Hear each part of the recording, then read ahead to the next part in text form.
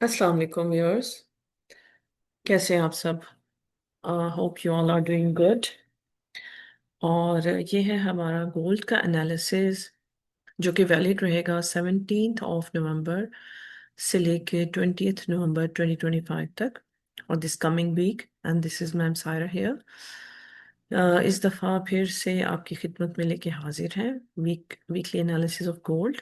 सो जैसा हम ऑलरेडी आपको बताते हैं कि हमेशा अपनी रेड फोल्डर न्यूज़ जो है वो चेक किया करें कि वो मार्केट में कब हैं और कब नहीं हैं, क्योंकि ये न्यूज़ ही हैं जो कि मार्केट में वॉलेटिलिटी ऐड करती हैं और फिर इनकी जो है वो वॉलेटिलिटी की वजह से हमें अच्छे प्रॉफिट्स देखने को मिल सकते हैं। तो जैसा कि मंडे देख लेते हैं, यूएसडी की कोई रेड फोल्डर न्यूज़ हो तो मंडे को रेड फोल्डर तो कोई नहीं है। जैसा कि आप लोग ये जानते होंगे कि यूएस गवर्नमेंट का शटडाउन चल रहा था, तो आई होप कि इस जो है अब वो ख़त्म हो चुका है और इस वीक हमें न्यूज़ देखने को मिल सकती हैं। सो बी रेडी फॉर इट। और ये ट्यूसडे को हमारे पास रेड फोल्डर तो कोई भी नहीं है। ठीक है, हमारे लिए जो इम्पोर्टेंस रखती हैं वो सिर्फ रेड फोल्डर होती हैं यूएसडी की। जैसा कि ये है वेंसडे को, ये है यूएसडी की एफओएमसी मीटिंग मिनट्स हैं। ये एफओएमसी नहीं है, these are just meeting minutes. ठीक है, फिर भी it will add to the volatility of the market, so keep an eye on it. और थर्सडे को हमारे पास हैं काफ़ी ज़्यादा रेड फोल्डर्स हैं। हमारे पास थर्सडे को 4 रेड फोल्डर्स हैं। एनएफपी भी है, अनएम्प्लॉयमेंट क्लेम्स भी हैं और अनएम्प्लॉयमेंट रेट भी है। ठीक है जी। और फ्राइडे को आई गेस नहीं है, कोई भी रेड फोल्डर नहीं है यूएसडी की, नहीं है। फ्राइडे को भी है पीएमआई, फ्लैश सर्विसेज पीएमआई है। ठीक है जी। तो यानी हमने देखा कि थर्सडे फ्राइडे को ज़्यादा वॉलेटिलिटी हम एक्सपेक्ट कर सकते हैं मार्केट में। तो बी वेरी केयरफुल, अपना कैपिटल प्रोटेक्ट रखिएगा। ठीक है जी। अच्छा, अब हम देखते हैं, ये है हमारा वीकली टाइम फ्रेम। जैसा कि मैं आपको हमेशा कहती हूँ कि always start your analysis from the high time frame. तो ये वीकली है, ये previous month sorry previous week high है। ठीक है जी, इसको हम मार्क कर लेते हैं and this is previous week लो।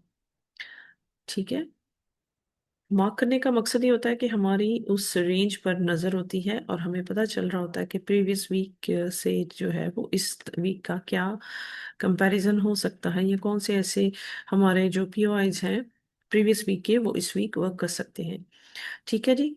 ये हमने देखा कि ऊपर से काफ़ी बड़ी रिजेक्शन के साथ कैंडल क्लोज हुई है, विच इज़ शोइंग दैट कि अभी गोल्ड ऊपर जाने में इतना ज़्यादा इंटरेस्टेड नहीं है। ये बस बायर्स एंड सेलर्स को फंसा रहा है। ठीक है, और अभी कुछ दिन जो है वो यहीं पे रेंज कर सकता है गोल्ड इसी वीक के अंदर। ठीक है जी, ये इसका वीक का हम 50% भी मार्क कर लेते हैं। ऑलवेज रिमेंबर कि जब भी हाई टाइम फ्रेम्स पर कोई वीक हो तो you have to mark them like this.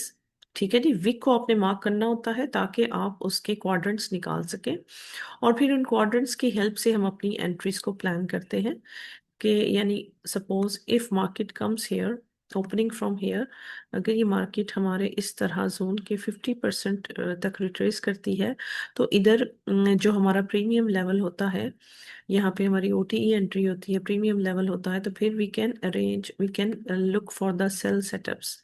ठीक है, हम अपनी सेल की एंट्रीज इस तरह प्लान कर सकते हैं। ठीक है जी, क्लियर हो गया, हमने इसको मार्क कर लिया अपनी वीक को। Now we will move towards daily time frame. उससे एक टाइम फ्रेम छोटा आ गया। अब हम देखते हैं डेली में क्या हुआ। डेली में ये हमारे पास एक weekly sorry daily fair value gap है। ठीक है जी, डेली फेयर वैल्यू गैप ने होल्ड होल्ड रखा है प्राइस को और हमने देखा है कि उसकी क्लोजिंग भी 50% से अबव हुई है।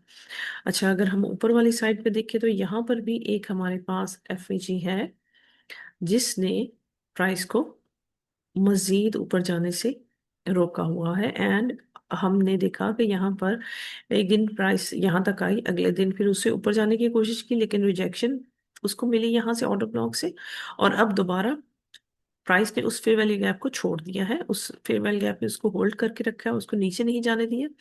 दोबारा प्राइस इस फेयर वैल्यू गैप की तरफ आई है। नाउ लेट्स सी, अगर तो ये फेयर वैल्यू गैप जो है वो होल्ड करने में फेल हो जाती है तो देन इसके बाहर हम एक्सपेक्ट कर सकते हैं कि अगर नेक्स्ट कैंडल डेली की इस तरह बन के नीचे को क्लोजिंग दे देती है तो नेक्स्ट हम एक्सपेक्ट कर सकते हैं कि फिर इसी को रेजिस्टेंस बना के दोबारा दोबारा प्राइस नीचे गिरे और इस लो को टारगेट करे।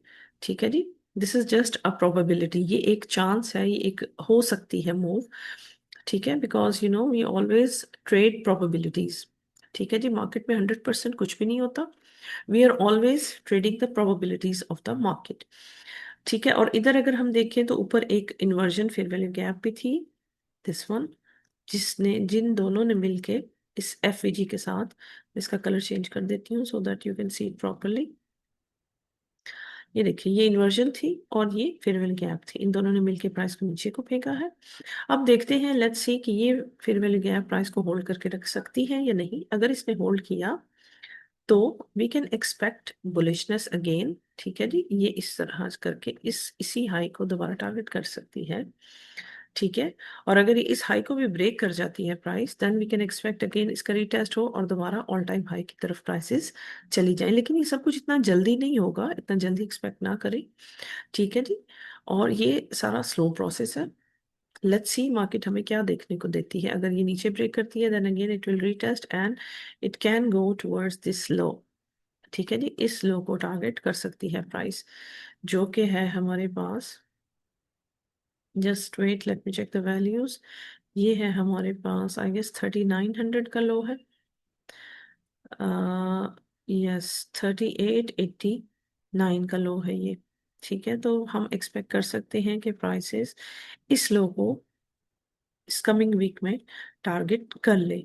या ये इक्वल लॉस हो सकते हैं जहाँ पे हमारे पास इक्वल बॉडीज पड़ी हुई हैं। आपको पता है equal bodies are also acting like pool of liquidity for the market.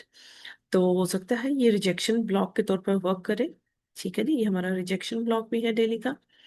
तो जिस तरह पहले उसने प्राइस होल्ड की है, मुमकिन है अब भी प्राइस इसको इन दो लोस के पास आए।